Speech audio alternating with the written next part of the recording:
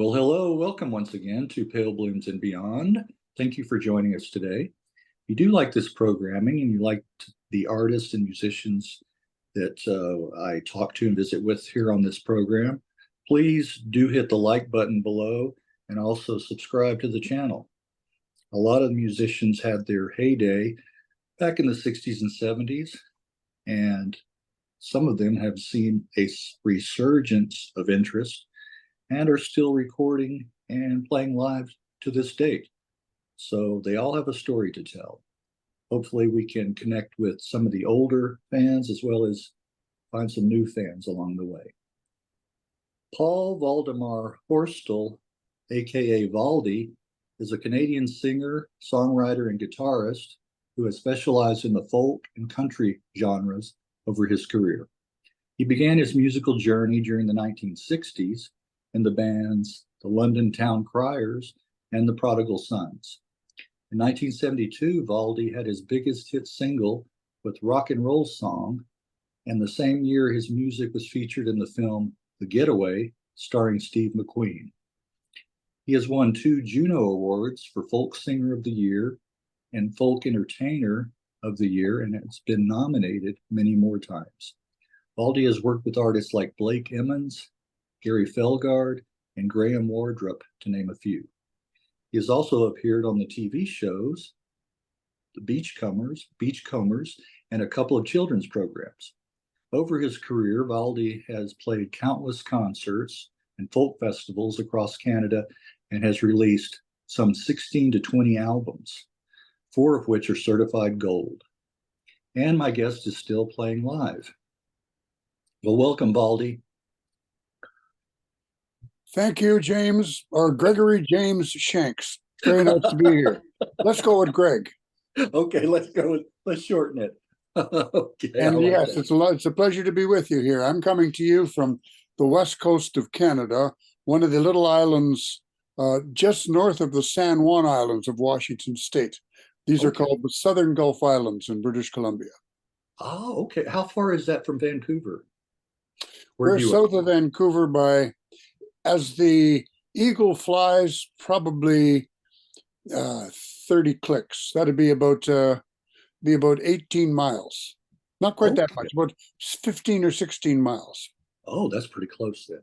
Yeah, I did go with my wife to Vancouver. Oh, it's been many years ago, 20 years ago, maybe. And then I've been to Toronto a couple of times. So those are my only journeys to Canada. Well, hold on. If you've seen Vancouver, you've seen the most beautiful physical setting for a city. Right. And if you haven't been to Montreal, you haven't seen Canada's best city yet. Oh, I've heard that. I want to go. I'm making it a point to go up there before I pass away. I've got to see Montreal. So, yeah, I've seen pictures, and that's it, you know. Well, take us back to the beginning. Where were you born? I was born in Ottawa, Ontario, which is the nation's capital. And it is about an hour and a half away from the city of Montreal we're discussing. And it's up the Ottawa River. The Montreal was one of the strategic military points when the French settled here in Canada, and the English settled further upstream in the Toronto area. And the strategy of using rivers in those days was that was military thinking, because it was the only quick access to get around the country. The Ottawa River, an hour and a half upstream from Montreal, Ottawa was settled, but it was not originally the capital of Canada. It was only made that in probably in the late 19th century. And rivers have dictated Canada's history forever, mainly because they were the routes that people took in the early years, not unlike the United States, I'm sure. Right. Have you taught history in your past? I just did. That's it. Okay. The lesson you got, that's my first history lesson. That's it, right? You sound like a history teacher. I love history. But now Ottawa, isn't that an Indian name, right? Or Indian tribe? Yes. Okay. The Ottawain Indians were natives from here. And there were just to the east of them, down south of Montreal, is the Mohawk, Right. I believe. And then there was Iroquois, and well, there was 6 nations actually all around that area. Right. And Ottawa and were not one of those nations. They were a separate one. And because of the river, I guess they had control of a certain territory because of that. Right. And the Anishinaabe were further up, and the Mississauga were further up from that. I go through all of these towns that still have reserves on them, and I go to the reserves for my coffee because they're the first gas stations to use Keurig coffee makers. Oh, is that right? Yeah, Oh, okay. all of the chains. Uh-huh. If you're on the road, all of the chains, the states had to be Mobile, Exxon, all of that. They all have their coffee made by someone in one central location and shipped out to them. But at all of these native stations and whatnot, gas stations and food stores, they have coffee machines too, but they're not part of a national chain. They choose the coffee they like and they serve it. Oh, I like that. I like that. That's the way to do it right there. Well, do you have fond childhood memories? Do you recall hearing music in the household growing up? Oh my goodness, Greg, yes. I was blessed with 2 parents that liked to play. My father played by ear, my mother played by note. Okay. And we had a tiny little piano, and it was a great one for me to learn on as a kid. And Dad played usually when he wanted to, and Mom played between church and the roast. Okay. He used to go to church at 9 and come home at 11, and she'd play for an hour until the roast was done. And if it was taking a while on the roast, she would keep playing. Huh? She would keep playing, and she had a few numbers down. She could read them and play them. She didn't expand her repertoire, to my knowledge, once I hit the planet. Okay. She was just stayed with what she knew. All And right. Dad just played by ear. He was a brilliant musician, but didn't pursue it at all because his creative bent took him off in photography instead. Oh, okay. Okay. Well, that's not a bad pursuit. Uh, was the piano the first instrument you learned to play then? Yes. Okay. And I took lessons for 5 years. Okay. I only got to grade 3. I wasn't a very good student. I played what I wanted to. Okay. Hey, I've heard that the lessons can be a little bit too rigid and strict, and you kind of Well, want they to. were, and the teacher was a bit strict too. She didn't like me. I would say I'd written something, and she said, "Well, play it for me, Valdemar." And I played it for her. She said, "Oh my goodness, that's full of discords. How could you play something like that?" And I kind of lost respect for her after that, Yeah. because I was pretty proud of it. You're saying I'm not. I don't want to be a concert pianist. Yeah. I just said I don't want to be put down that bad.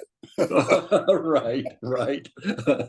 Can you remember one of the first 45s or singles or albums that you bought yourself?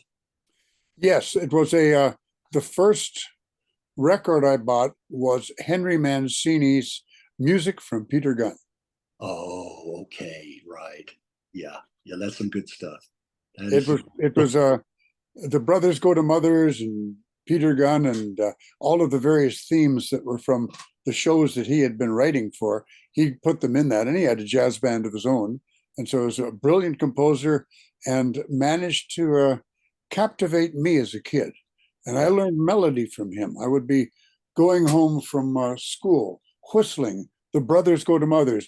Ba ba da ba da ba da ba da ba ba da ba da ba ba. This is a trombone solo, but I'm whistling it, right? Yeah. And so he really did school me in pitch discerning and being able to follow a melody and understand where the breaths come and what makes a melody work and what doesn't. Although I didn't analyze it like that then. I've done that since. Right, right. Yeah. Yeah, he has some great tunes that he composed. Didn't he do Breakfast at Tiffany's? Well, The music from Moon River. and Moon River. Right, right. And then a I'm little going to sing later. that tomorrow night online. Good. Oh, Thanks for are you? Okay, okay. put Yeah, and that then down. later on Pink Panther and just lots of great songs. Well, how about some bands and musicians that you were getting into, let's say as a teenager?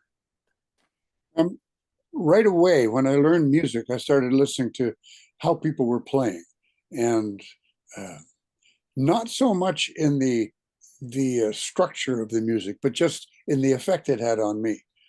And so I started listening to a group from Ireland called the Clancy Brothers with Tommy Clancy Mac. Brothers. Yeah, right. And they inspired me because of their vocals and their ability to create the music with acoustic instruments that you could actually carry around. Right. So then I wanted a guitar. And my buddy Bob Graham used to play for the school. He was in grade 12 and I was in grade 9. And he would get up, and he and Derek was on a banjo. The two of them would play for the whole assembly at our high school. Is that right? Okay. And I was impressed with that and think, wow, I mean, this is wonderful that music can do this and captivate people like this. And so I asked if I might have a guitar. So when he got a new guitar, I got his old one. You got his old one, okay. My first guitar was Bob Graham's old guitar. Is that right? So he had already broken it in for you. Very much so. Very much so. Not broken it, but it was certainly ready, Right. and it taught me well, Yeah. and I treated it terribly. And it eventually, the bridge came off while I was playing it, and the strings wrapped around my arm like a cobra. Right. And that was the end to that guitar. That was it. Once you did that, kaput. Well, how about did you go to any concerts or early on as a teen? Well, actually, Tommy Makem and the Clancy Brothers, my mother took me to see them in Ottawa. I was listening to their music and was inspired by them, and so she took me to the Capitol Theatre where they were performing. And the dynamic they had on stage was wonderful as well. It was not the formal presentation I was used to.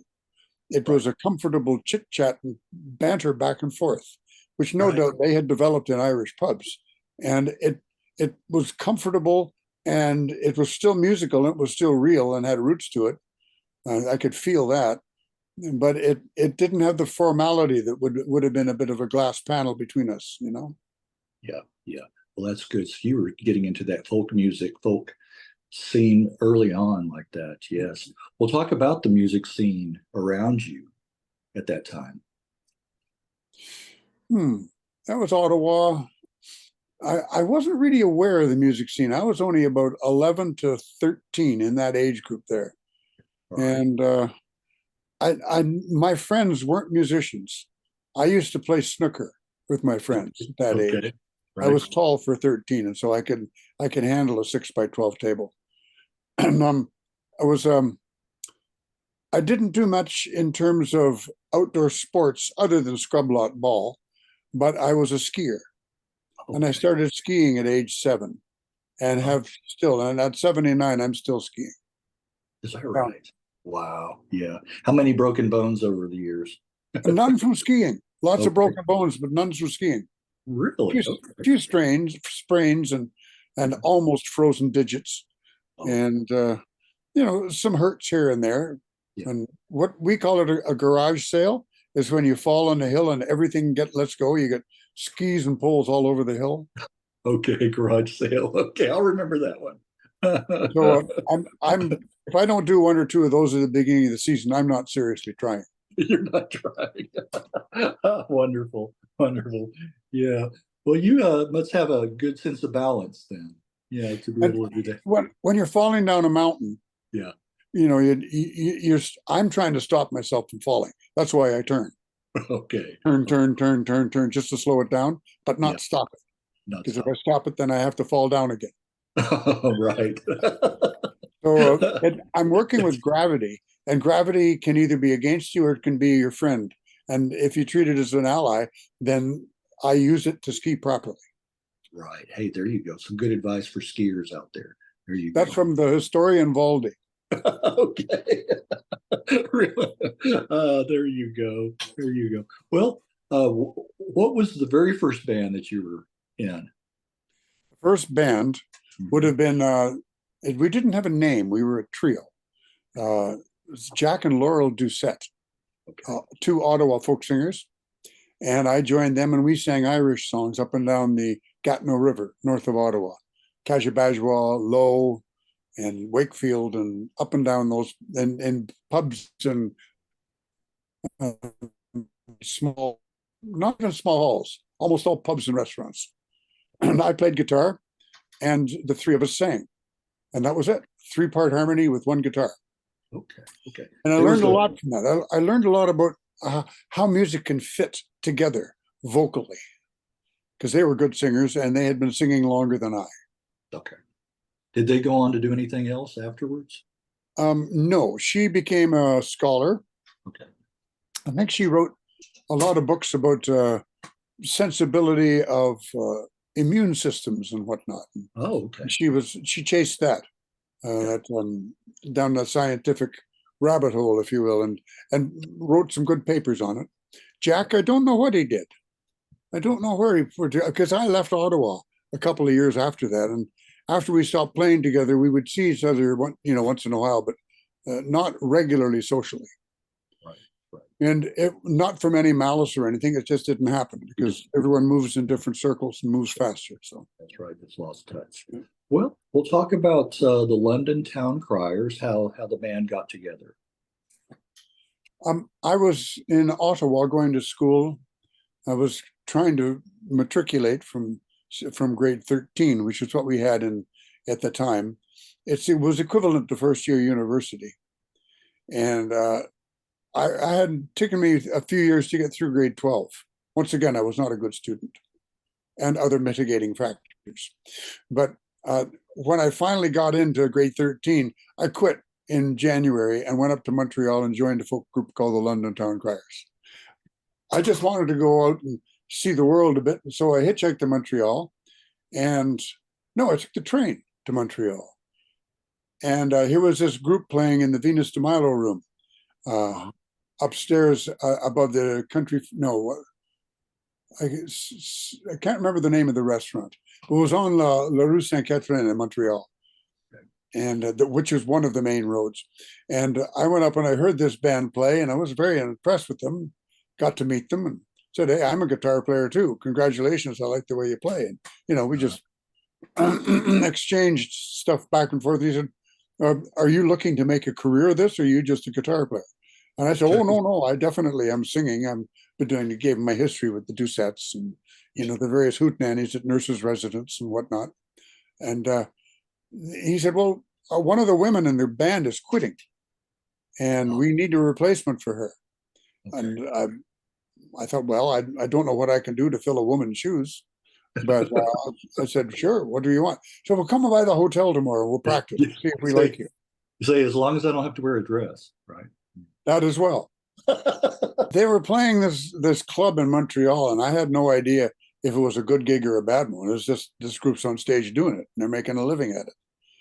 And I joined them, and for the first few months of our working together, and we did mostly gigs around London, Ontario, London Town Criers, hence, and we were paying off a 1959 Chevrolet station wagon, which the band had bought and sold, but still owed money on it.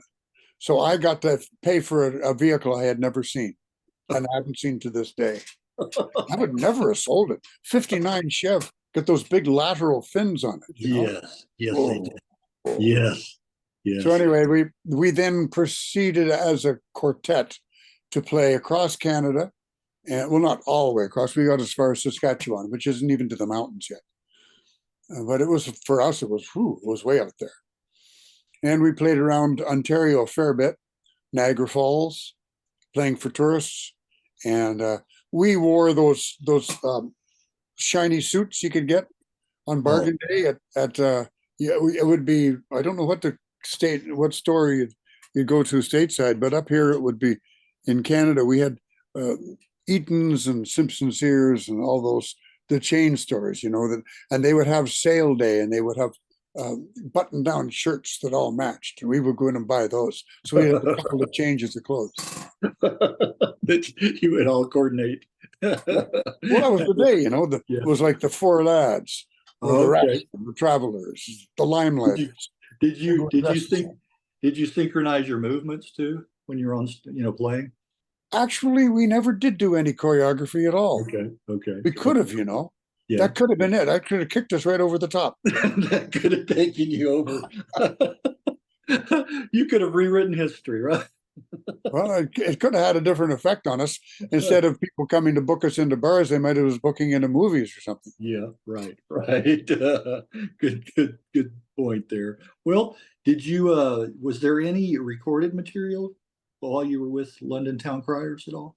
We did one recording. We didn't do an album, but we did do one recording. We went into a studio in London, and Saul Holliff was the engineer, and it was his studio actually. Okay. And at that time, he was the late Johnny Cash's manager. Oh, right, right. Okay. And I asked him what kind of recording equipment he was using, and he showed an interest in it. And I asked him, have you ever tried double track miking? And he looked at me hard and said, how did you hear of that? And I said, well, it's just, it's not common knowledge, but I've been paying attention, and you get some nice effects out of it. He said, I use that on Johnny Cash's records. Oh, okay. Then I realized I was in the company of a star here. This guy works with Johnny Cash. Ooh, ooh. Right. So paid closer attention. I don't know what happened to the recordings of that. Yeah. It wasn't my bailiwick. I was the early guy, or the last guy on the train. I was the youngest member of the group and the least experienced, and so everyone else took care of the other details. I just learned how to make it all happen for me. For you, right? Because I had to join them. They were a unit. It wasn't like we were starting something that represented all of us. Right, right. You had to find a way to survive yourself. Yeah. Yeah. Well, how about how long were you in the London Town Criers? We went from 64 to best part of a year. I guess, no, the 63, the fall of 1963 until, no, it was 62. Okay. Let's see. Yeah. No, it was 63. Yeah. 1963. And the band we did a tour for about 7 months, and then the woman quit, and we were just 3 guys. So we rehearsed and we went out on the road as 3 guys, but we weren't nearly as easy to book because we didn't have this beautiful babe in the front of the band, Yeah, yeah. And she was a good singer, and she was a good human and a great sense of humor. Yeah, yeah. And she, once she was gone, there was a certain spirit, Both sexes or both genders are not properly represented. And the music lost a lot of it too, because it lost the strength of a good female voice. Right. So as a male trio, we were just same old, same old. There was lots of us around, and a lot better players than we were. And I played, the reason we got gigs is I played a bass balalaika, which was a triangular instrument with 3 strings that made almost no sound, but looked really impressive. Okay. Hey, that's the kind of instrument I want to play, because it doesn't matter how bad I sound, you can't hear it. Well, reducing the number of strings is a real good starting place, and this only had 3. Yeah. And it was a bass, but the sound hole was only that big. And so I tucked the microphone right up against it. Yeah. And through those old sound systems, and I don't remember much about sound systems in those days. I was learning the music and the performance, and I didn't pay attention to the tech other than what I had to use myself. Right. And so I just would put a mic in front of it. It didn't have a pickup, and it would have this woof, woof sound to it. Next was the Prodigal Sons. Yeah, the London Town Criers. Actually, I had a stint. Was it in the middle of that? No, that's right. I went straight from that to the Prodigal Sons. Yeah. Okay. The London Town Criers went on, and then we dissipated. We still hung around together, but we didn't work.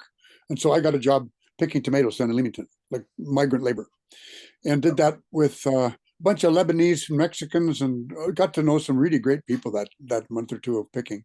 Oh, wow. And then went up to London. I got an industrial job for a while, and got in real trouble with my landlady because a woman who I had met at the Fallsway Hotel in Niagara Falls when we played there, she decided she wanted to come up from Chicago and visit me, and did so. And I didn't know about the rule about not having a woman upstairs. He said innocently. Right. And so you had a lot of trouble. But you learn, that's youth. If we learn from our mistakes, hooray. And if we don't, shame on us. So, right. Well, that was good. Yeah, We that you could- got to work with some migrants like that. I think a lot of people here in the States should do that kind of work just so they are not deathly afraid of immigrants, and just, can get to see that they're humans too, that they're Yeah. people. Yeah. all over North America, the Mexicans, Yeah. and a lot of Central Americans, but largely Mexicans, are the backbone of our farming That, industries. that's right. That's right. Very true. There's a saying in Canada that that job will take 5 men, 3 Newfoundlanders. Yeah. And Yeah. so I would say that about the Mexicans too. That job would take 5 men, 3 Yeah. Mexicans. Right. Right. They work so hard. Yeah. And we're all immigrants except for the Native Americans. We're all immigrants. Yep. We're all settlers. So there you go. Who was in the Prodigal Sons? Louis Leroux and Guy Paulette was another male trio. Okay. I didn't learn, But but it was my only option. And Guy Paulette was a wonderful man. And Louis Leroux, both Frenchmen, was a brilliant guitar player. He played a classical guitar, and he could do Malagueña and just floor a room. And he had a big diamond on one of his picking fingers, and so he got that into the lights and flashed the crowd with that. Yeah. And it was a very interesting trade. We wore silk and wool suits with little slanty ties, not the falling ties, the little slanty ones. Okay, I know which one you're talking about. Yeah, and the 3 of us looked like bad salesmen with our ties cut off. Well, we didn't think so. We thought we looked pretty sharp. You thought you were sharp. In fact, I played with them for a few months in Montreal. We did a couple of road gigs, but not many. Yeah. Got as far as Ottawa, I think. Yeah. As I've said before, that's only about 90 miles. Right. So not a lot of success there. And I don't know why it didn't go, because we were all Guy was a great showman. Yeah. Louis was a fantastic showman because of his playing. And I had learned to play pretty well, and I was 6'2" and the bouncer for the band, Right. Nobody's going to mess with you. Well, not many people did, which was good, because I didn't have to prove anything. But did you the pick up? size helped.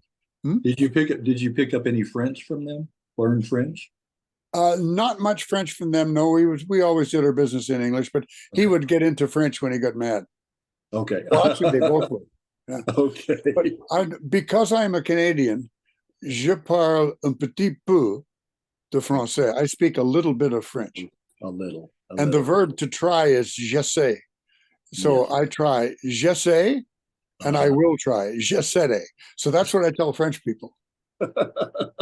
You speak, parlez-vous français? J'essaie et j'essaierai. Means I try and I will try. And I will try. I'm not giving up. Well, I took Spanish back in junior high, and so I remember bits and pieces of it. Probably enough to get by if I went to Mexico or Spain, but not to engage in deep conversation or anything like that. But if you got enough to get by, that's exactly what a second language is. Right. Yeah, I think I could. I think I'd probably get by. Well, how did you, fast forwarding a little bit, how did you meet Blake Emmons? When I got back from the Prodigal Sons, we did that little gig out up the Ottawa River, and we got back in and we broke up. Can't remember why. Louis made him angry with me, or maybe they kicked us out of the club. I can't remember. I was staying in a rooming house at the time in Montreal. It was called the Armstrong Tourist Home. It was right downtown. In fact, just 2 doors up from where they put the metro in a couple of years later. The metro being their subway system in Montreal. Right. And we stayed there with about probably 6 or 7 musicians in different rooms, and a few hookers up on the top floor. Okay. So it was a real scene, and it was people working the city. Okay. And the bass player living on he was a floor up from me. No, he was on the same floor, but in the back side. Al, I got to know him quite well, and he used to play with Misty and the Green Men. He was playing with her then, and he was a bass player. He was quite inspiring to me. And I've chased his career a little bit too, and he made it out to the West Coast here before he passed away. And who else was in there? The Villagers, another group called the Villagers, and Jane was a member of that group, and I fell in love with Jane. Okay. And so we had a love affair in Montreal, which is exactly what people, make movies about. Right, right. It's a very romantic city. Very romantic, yeah. yes. And it's got a lot of history there too. And the architecture, what I've seen, I love the buildings, the pictures that I've seen. There are some nice buildings in Montreal. It's mostly just the vibe of the city, because it's cosmopolitan. It's the most cosmopolitan in Canada by a long shot. Yeah. But there's more than that. There's because of the two languages that coexist. Yeah. And most people can handle both. Right.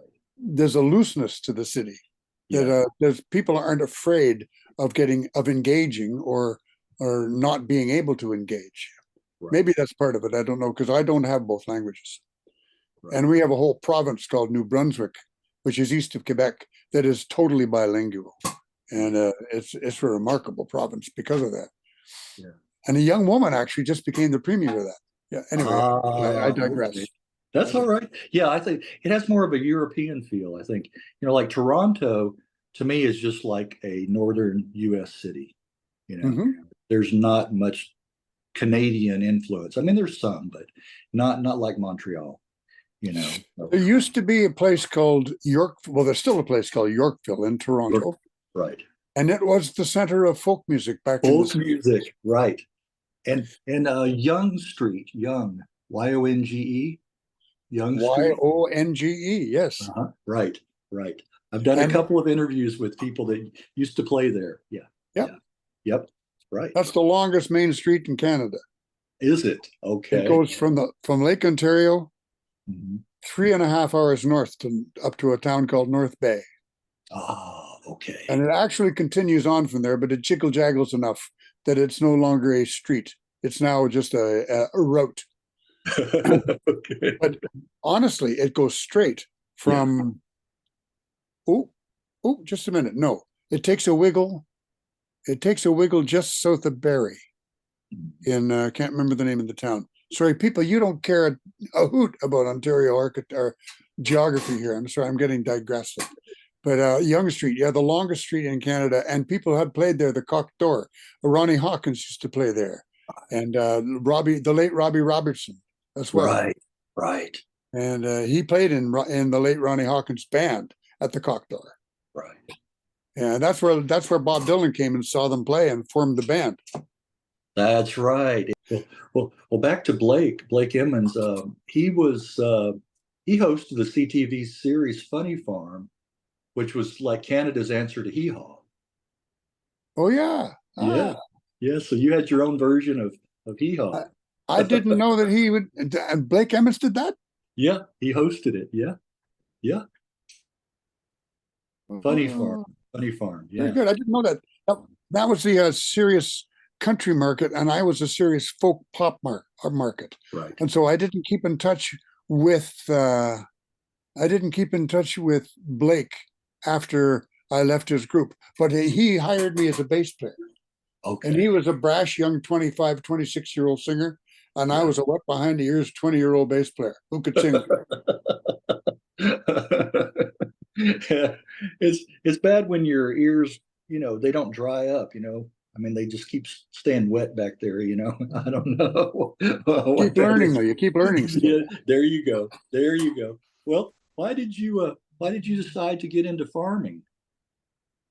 Well, I didn't actually get into farming. I was, what was it? Dick. Oh, can't think of Dick's name. His last name. He's a writer. It'll come to me in the middle of this. He once said, Valdy doesn't make his living off the land. He makes his living off songs about living off the land. Oh. And that was the hook. And that's true. I mean, I eat in a restaurant. Yeah. I don't take a bag of greens and kale that I've grown myself. Right. I might now, but not that. No. So the farm thing was I bought 5 acres outside of Victoria. Now, how did I get from being a prodigal son to there? Yeah. There's a nice hole to fill in there, and I can do it quickly if you don't mind. Sure. Yeah. Want to hear that. The prodigal sons broke up, and I went back to Ottawa, and I couch surfed at a bunch of friends' houses. and I had a guitar. I still got the old Martin D28 that I had then, and I've still got it now. But I kind of banged around Ottawa for a few months, and it was frustrating because I had been on the road with these two groups learning my chops that way, and the Ottawa scene had developed and had its own track by the time I got back. So I did not sync with that crowd at all. Okay. I met them, I know them, and we bantered a lot back and forth. Great people. Sandy Crawley, he was a brilliant guitar player and singer. He went on to head up not ACTRA, KPAC, the Canadian version of Screen Actors Guild, anyway, whatever it was, ACTRA, I think. Anyway, Sandy Crawley, brilliant player. Nev Wells went on to have a career as a singer-songwriter in the country field. And Bruce Coburn. Oh yeah, Coburn came through Ottawa, and was with Colleen. Oh, come on, Valdy. You're Greg, right?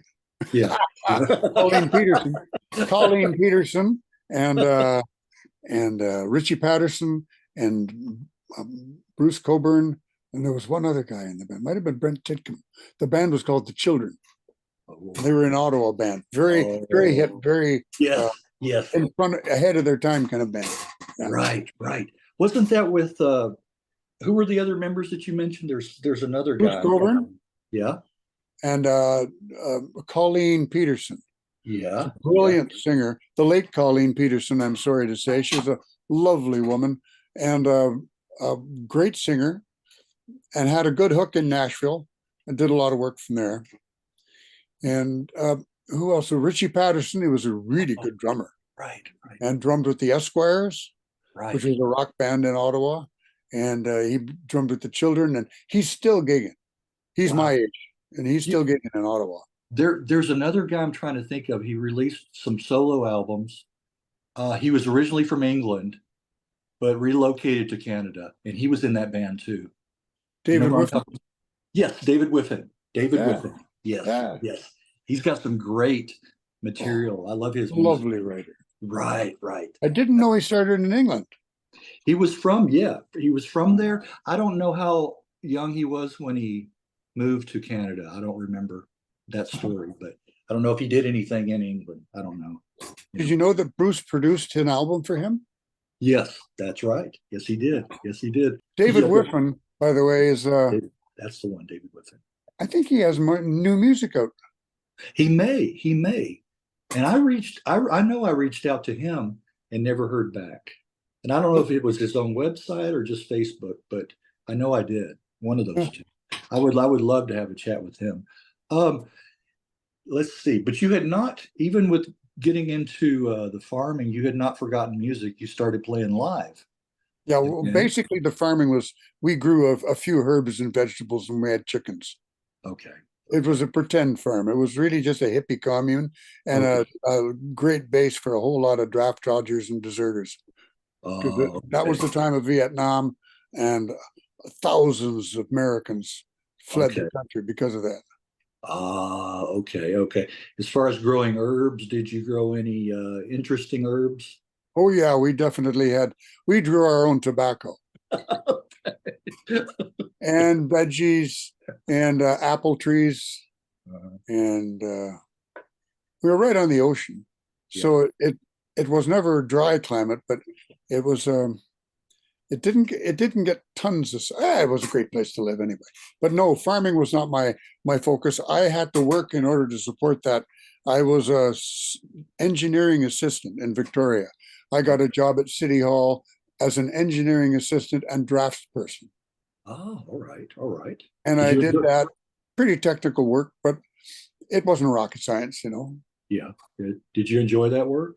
I did enjoy it. It was a challenge. And then once I had it down pat, I would start drifting off doing my own thing on someone else's time, which wasn't fair. So I quit and went back into music. And another reason I had got a job at City Hall was so I could get a mortgage, because a musician couldn't get a mortgage for anything. You couldn't borrow money to buy a car. Right. Yeah, that was tough. So once I got the job, I got a mortgage. I was mortgageable, and I bought the farm. Oh, okay. $18,500. 5 acres of oceanfront. Wow. Wow. How much would that go for these days? Hmm. Probably without anything on it, 1.5 million. Wow. Isn't that something? Wow. Yeah. Wow. Yeah. Well, you did start playing. Whereabouts did you play? Let me ask you, did you ever do any busking? I tried it. Okay. Okay. Yeah. Yeah. I didn't like it particularly. Yeah. It was cold. Yeah. I don't mind. I stood in doorways finally. I wasn't in the street. It was too Right. cold. So I got up into doorways and sang, and it probably sounded better because it was coming out of a door well. Right. Right. You got better acoustics. Yeah. No, I didn't resort to that as a making a living because I had other options available. Right. Now, if I had not had the other options, I could probably be speaking differently now.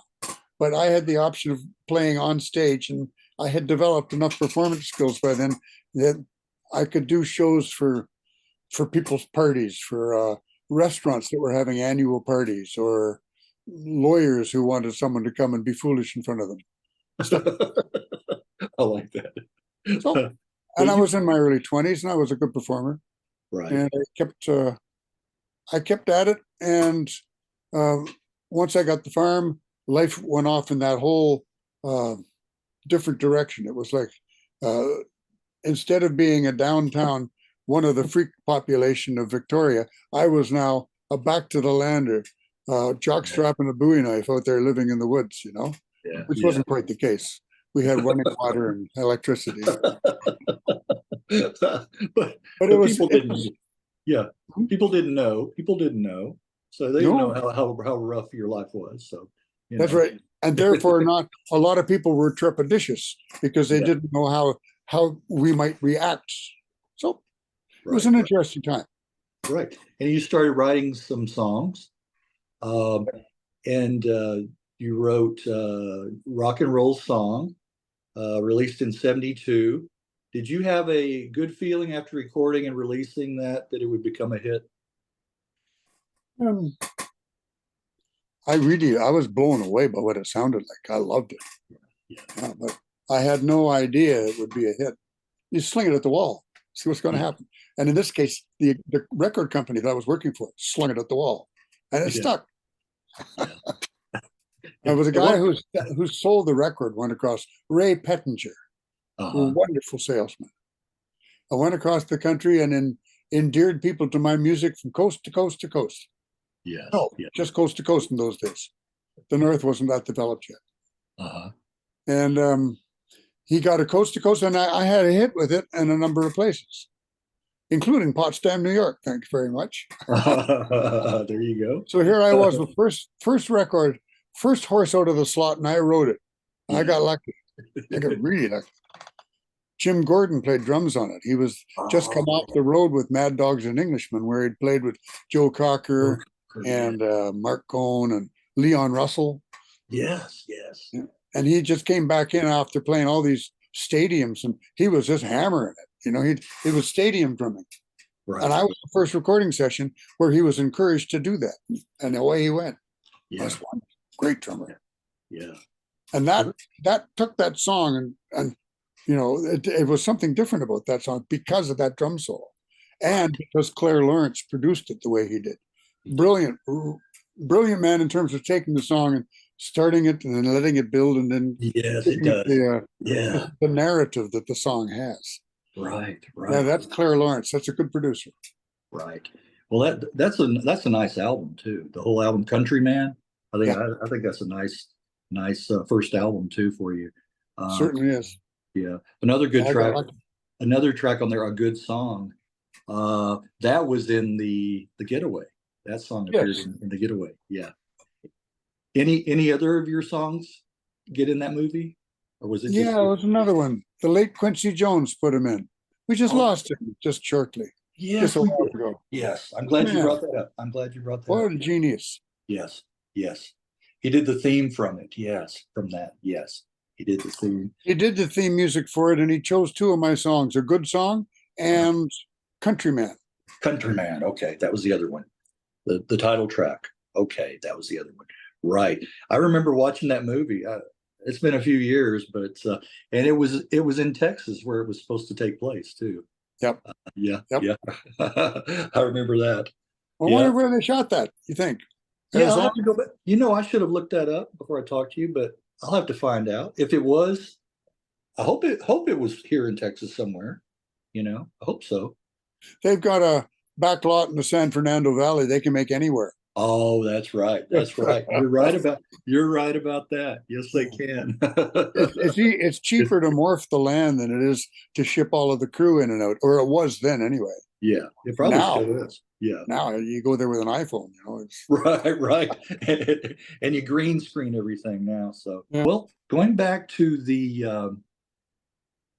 after the Countryman was released, and then in the movie, you got a couple of songs in there. How did it feel winning the Juno in 1973 for outstanding folk performance? yeah, it was very a great honor. Yeah, And I was surfing the wave of a hit record, right, and it was wonderful. right. It was wonderful, and I was not worthy of it as a human yet. I was as a performer and a player. I could do the music. That was okay, but as a human, I wasn't nearly evolved enough to take proper advantage and dance properly with such an opportunity. And if only I knew then what I know now. Right? Right. You're right. You're right. Well, things happen for a reason, and they don't always just happen like the way they're supposed to. Well, And certainly not the way we want them to. that not the way we want. You're right. You're right. Amen to that. You're right. Well, and then a couple of years later, or 3 years, I guess, 76, you recorded an album with the Hometown Band. Who was in that band? Yeah, that was 3 years later. That was how many was I had one or two albums in the middle of that. I had Yeah. two albums out in the middle of that before Hometown Band. Yeah, Countryman came out in 72. And in 74, I put out 73, I put out Landscapes. Okay, right, right. So there you go. I got 26 years to write my first album and about 14 months to write my second. Right, right. No, that's why the first albums are always so good, because you had all this history to write, and then the time pressure to put out a second one. Yeah, yeah, it's not. Well, it puts a lot of pressure out, and that's when the stuff that squeaks out under that creative pressure sometimes is invaluably wonderful, and sometimes it's just schlock. So it's really a good test for an artist or a writer to have to do that. Or for an artist, it shouldn't be that much trouble because it's interpretive, and you've been singing the world of songs anyway, and so it's just carrying on. But as a songwriter, usually you pick the low fruit for the first album. The first album. That's why they call it the sophomore slump, the second one. Yep. Yeah. You've heard that, right? The sophomore slump? Yeah, slump. That's a great word for Wordle. Yeah. Right, right, right. Well, I wanted to know about, interesting to hear, how did you come to be in the cast for the TV show The Beachcombers? How did I get that? Through Claire Lawrence, I think it might have been, who was the producer who did my first two. He's done 4 or 5 of my albums, 3 or 4 or 5, and a wonderful producer, and it's a good friend too. We just worked together this summer at a folk festival here in the island. So he hooked me up with the producers, and I was featured in the movie. No, that was the being in the episode with, let's see, what was it? Andrew, I can't remember Andrew's last name. You wrote the Weaver, Andrew Weaver. Andrew Weaver. Okay. Wrote this the script about a guy who was running away from, if I just take a minute to explain it, is an American who's bequeathed with some large sum of money coming to him and a lot of obligations to go along with it. And he was running from it, saving the whales from the Russians' harpoon guns. was a great story, and I was that character. And then I ran into the guys who were the locals for the show. You know, they ran into weird people every week, but they're always there. And so I was the weird person of the week. That's how the scripts work for that show. And I was just a runaway guy, and I lived on a boat. And it was a really neat show to do. And then I think it was Claire Lawrence got me involved in that because he was associated with the music for the program as well. Oh, okay. And I really enjoyed working with those people. The late Bruno Gerussi and the late Robert Clothier, both great actors. Oh, wow. Are there any clips of that with you in it floating around? You know, I'm sure you'll find some of them. Yeah, the whole shows, all the shows are probably on the net. Okay. Somewhere. Okay. That would be CBC archives. That was where you go. There you probably go. have it. Well, that's fun. And then also during the 80s, you appeared on a couple of children's shows. Do you remember those two shows? Oh yeah, I brought a kids record in 1980. I had been playing in the kids' schools. Mm-hmm. I had played in their preschool and then kindergarten and then grade 1 and 2. And it got up and up until finally I had this repertoire of songs that I wanted to do something with. Yeah. So I put out a kids record and it was wonderful. It worked out really well. I was singing a little down to the kids still, not straight at them. But I learned about that the more I did. And it was a well-received record, and it was the most confusing move that I could have done for my career. I was going to ask you what prompted that. Yeah, because I had this repertoire. What do you do if you get some? You want to put an album of songs out? Sure, this is for kids. Yeah. So all of a sudden, I was a kids artist. I couldn't get a job as a human. I beg your pardon, as an adult. Right. I couldn't get a gig. So, well, I could, but it was really tough. Oh, no, he's a kids artist now. Right. You know, I've talked to a few musicians that later on in their career, they started doing the children's music and things like that. So I think that's a good way to give back too, you know. Oh, it's giving forward. Yes, paying it forward. That's right. Right. Definitely. Yeah. Because kids' audiences, you have to keep them involved. Right. And it's tough to do that intellectually for more than 4 or 5 minutes at a time. Yeah. Exactly. So every second song has to have some kind of physical thing going on. Right. That was my formula anyway. Right. It worked. Yeah. Not like pretend you have peanut butter in the roof of your mouth all the time. You know? Just sing a word once in a while or move a hand or something like that. Yeah. Well, what was Lois and Bram's elephant show? That sounds very interesting. Oh yeah. Sharon, Lois, and Bram were kids entertainers in Canada. Yeah. Really good, well thought out material from all levels and well produced show. And they asked me to be a guest on that. And it's still to this day, a lot of kids or people, 40, 50 years old coming up. Yeah, I saw you on the Sharon, Lois, and Bram show. Oh, wow. Yeah. Yeah, they remember that. Very well received. And Howdy Doody was a big show too. Was that American or was that Canadian? Yeah, they had that here. I don't know if it was based here or up there. I don't know. I just found out today that Dennis the Menace was originally, Beano, the British comic book. Yeah, that's what it was originally called, Dennis the Menace.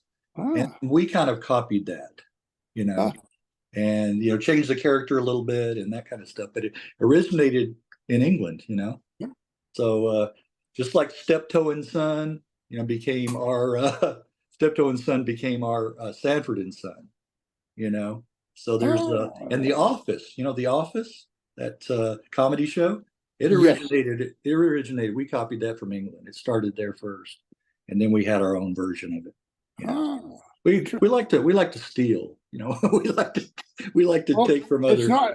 I believe it's called cultural appropriation. Yeah, there you go. It's something that everyone does to everybody. That's the politically correct. Yeah, I like to sing the blues. And right.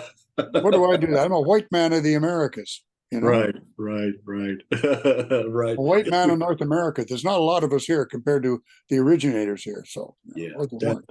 that's a good way to put it. That's well. What did you do during the '90s, the 1990s? Because I didn't see a lot Um, of information during the and '90s. from 1970, I had the records. Excuse me for interrupting. Yeah, And sure. I had the records out in early 70s, and then um, I bought a boat, went to Newfoundland. The boat was rotten. I lived in Newfoundland for 2 years anyway, and then came home and had a lovely life out there. Came back home, moved onto a boat in the harbor, sold my property, and broke up with my partner at the time, and we have a daughter together. And uh, moved onto a boat, motored the boat to Salt Spring Island, which is where I am now.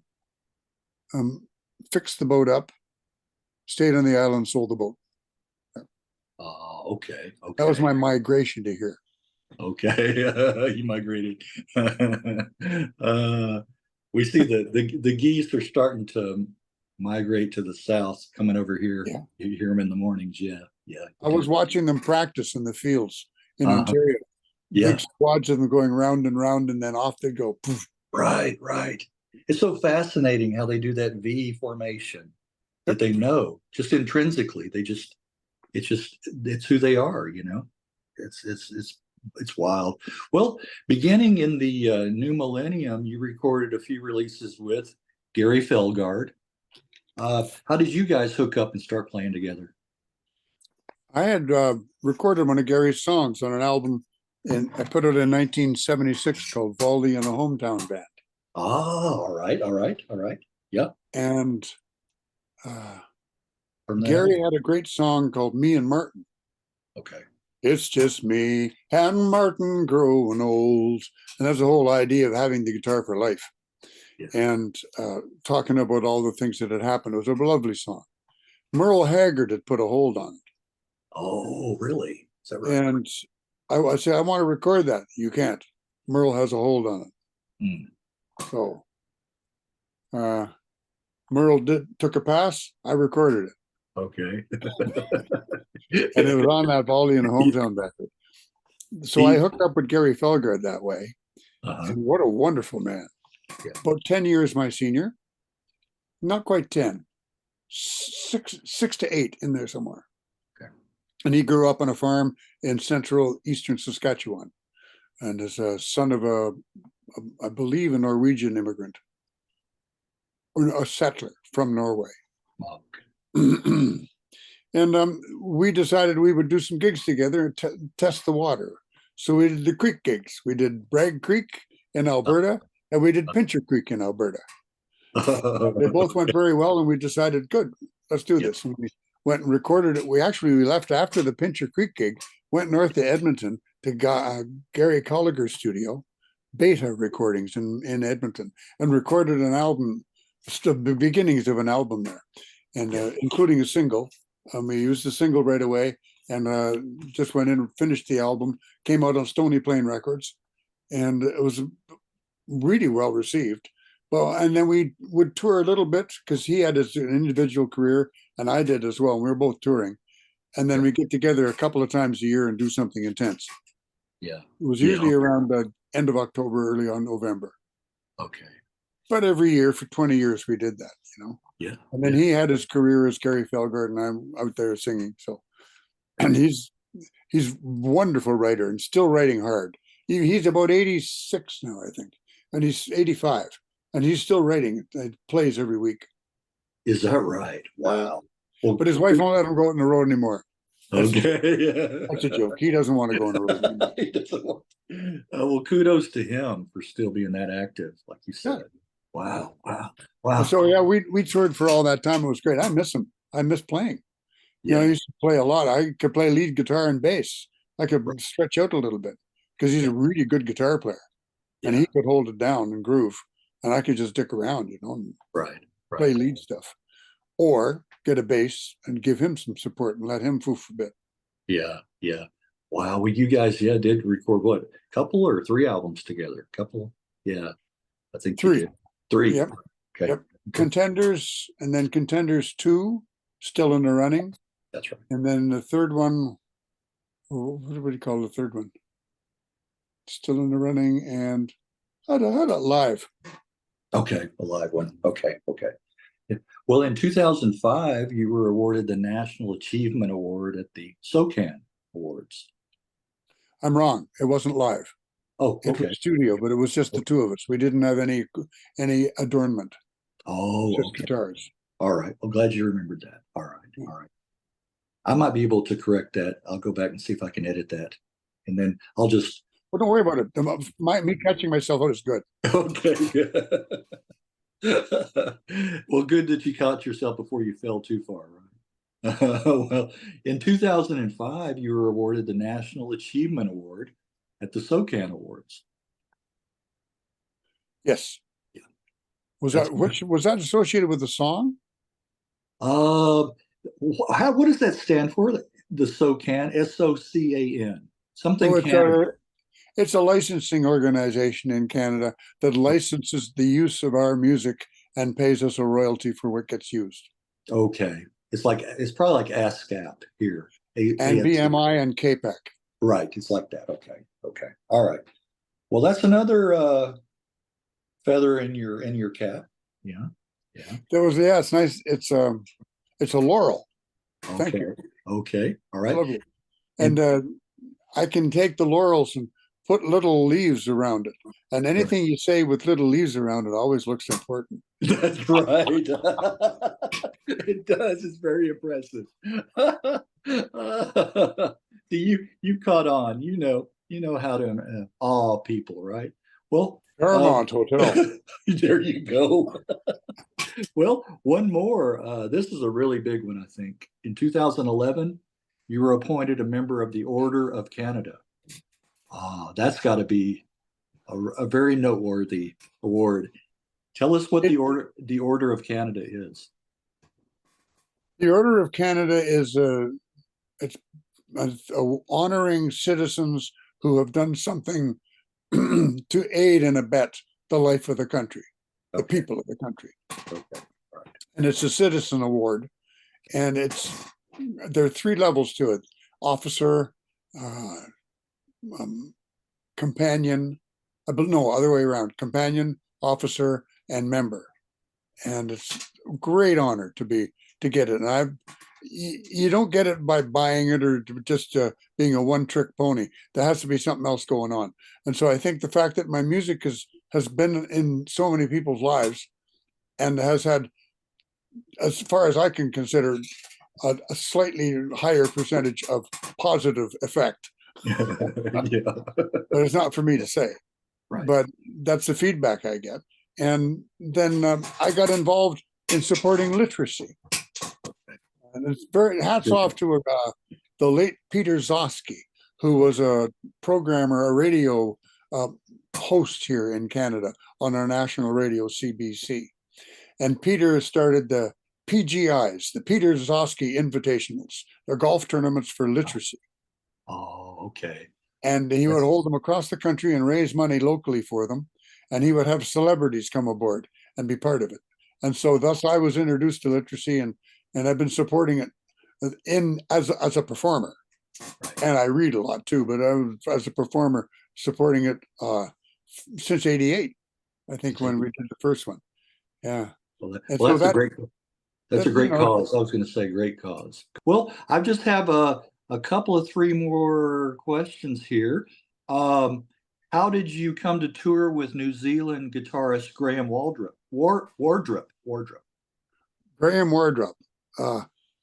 I was in Australia, '92, and I was playing in a Canadian contingent that had gone down to play in the Melbourne Rock Festival. No, the Victoria Rock Festival in Melbourne. That's what it was. Oh. And I got to play at some great theaters and some clubs, and it was fun. We got to one set a day for, we did 4 or 5 days. And I stayed in a little town called St. Kilda on the outskirts of Melbourne. And I had some time off before I had to fly home. And so I flew to New Zealand. Oh, all because right. I had some friends making a movie over there. C. David Johnson, he used to be on a Street Legal as a Oh, regular part on CBC. He's a really good actor, and he and his life partner were in, not life partner, his partner at the time, because they're not together now. So I guess that's correct. Anyway, he was making a Jules Verne movie oh, all in right. New Zealand. So I Uh-huh. flew over and hung there for a couple of days. And while I was visiting them, Graham Wardrop had a gig up at 121, or 121 it's called, All which is a muso bar, excuse me, a muso bar in Auckland. right. Okay. And uh, he came down. He had been told by a buddy from Canada who lived in close by in New Zealand that if Graham could meet me, he would enjoy meeting. You know, we'd like each other. And so he got a hold of me and we jammed for the whole afternoon, had a ball. And then that night he invited me to come and play at his gig. And I did. And the two of us decided, aha, let's go. Yeah. This is Yeah. good. Aha And moment. then years later, he Yeah. invited me to come and play at a festival in New Oh, Zealand. in New Zealand. And Wow. then we started playing together. And we did, we could do a gig tomorrow if we wanted. Yeah. He's a brilliant musician We, and he we, yeah. builds all his own guitars. Wow. Now that's a country I'd love to go see. Beautiful, beautiful scenery there in New Zealand. I've seen some pictures and movies, Yep. but I would love to go to New Zealand. Yeah. The thing about the New Zealanders that I see that distinguishes them is that they're all very good at what they do. Okay. There's get by is not an option. Oh, gotcha. Now you have to really be successful in what you do. Yeah. Well, they are successful just because Yes. they do the best they can. Yeah. It doesn't seem to be as competitive, but then I didn't get too immersed in the business I didn't live there long enough to grok that. I toured there 4 or 5 times, Right. 3 or 4, and I enjoyed it a great deal and will go back. Yes. Oh, But yes. uh, Well, take me with you, would you? Yeah. Take me. I there said, you go. I need take me with you when you he's go with the back. band. Hey, I can be a roadie. Hey, there you go. Well, speaking of playing live there, over the years, what have been some of the favorite folk festivals that you played? Um, every folk festival is like a university to me. I learn something different every time I go there. I always learn something. Yeah. And so they're all schools as far as I'm concerned, and they're a glorious exchange of the humanity Right. from around the world and from across my own country and different styles and the arts and crafts that they have there. Most of them are adjudicated, and so they're kind of top end, not expensive wise, but just unique. And just that kind of exposure is something that I don't get regularly because I'm in gigs and driving between them or traveling between them. So the universities are places that people go to expand and learn more so they can apply it outside of it. And folk festivals are like that to me. So I take what I learned there and learn what not to do too sometimes. Yeah. They're I think the biggest ones tend to be the hardest to access, and the smaller ones you get more contact with people, but it's totally individual. You know, it depends.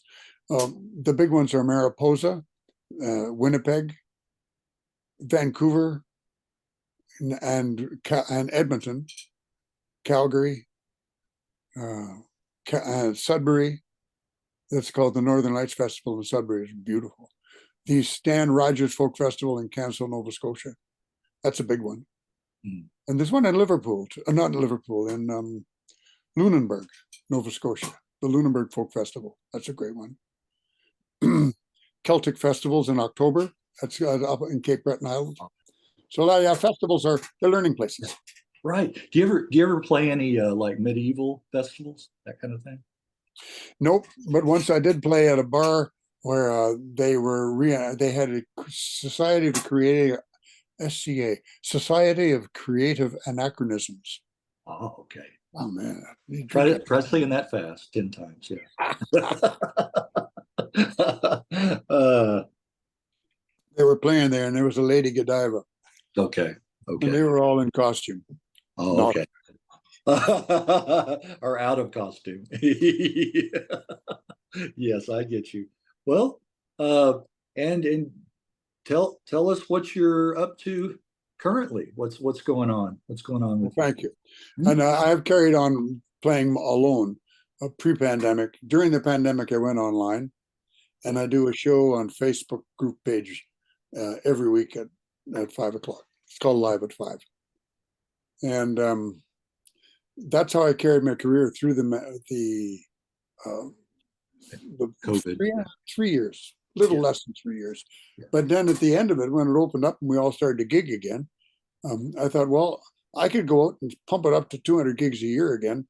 But what if I get to play online? See, I play not only for survival and money, but it's a therapy for me. And if I don't play, I'm really not a nice person to be around. Sorry. There's something about the roar of the grease paint and being able to sing and Yeah. really engage music and Yeah. dig Right. doing it. Right. Not get tired of doing it. Right. Well, I think music is therapy. It really is. Yep. You know.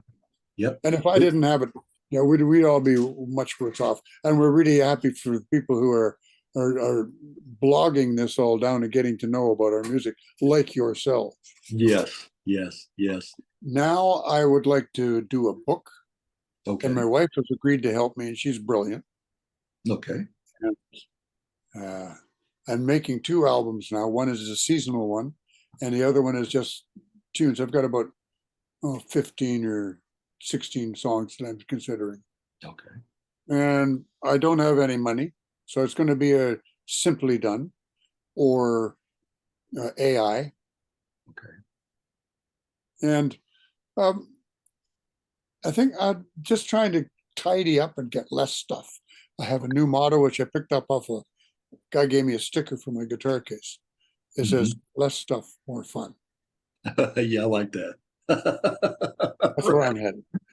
That's where we're headed. Yeah. Kathleen and I. Right. Yeah. I don't give her enough shake in this. She's since 1986, because we've been together now for almost 50 years. And Yeah. she's central to the whole deal. If she hadn't been there, I probably would have come to pieces years ago and been sold for scrap. Scrap metal. Well, yeah, I think that's the backbone. My wife's the same way. We just celebrated our 22nd in October. So Lovely. a little bit behind you, a little bit behind you. Congratulations. Well, thank you. Thank you. Yeah. It's got to have that support, and she's my go-to when any computer problems. She's my go-to person. She's my technician. It's been a treat talking with you, and thank you very much for having me. And I'm glad you're doing a blog like this. Yes, thank you. I enjoy it. I get a whole lot out of it too myself. Just connecting with you guys and sharing your stories. It's going to be there for us, maybe for your kids, for your grandkids, for the fans. That's the good thing about recording it, so people can go back and watch it years from now, hopefully. Okay, nice talking, man. All right, for real. And all the best to you, okay, Valdy? And I'll be in touch. Stay in touch too. I will. And let me know, all the goings on, and when you do release new material and about the book and all that stuff. Yeah. Keep me updated on and I will say it the Canadian way. Keep me updated on the progress. Okay. Very good. I never thought of that. That's right. Yeah. Because I want to know what it's all about. Okay. Okay. Advertisement. Advertisement. Yeah. That's right. Okay. All right. For now. Bye for now. Okay. All right. All right. Bye bye, Valdy.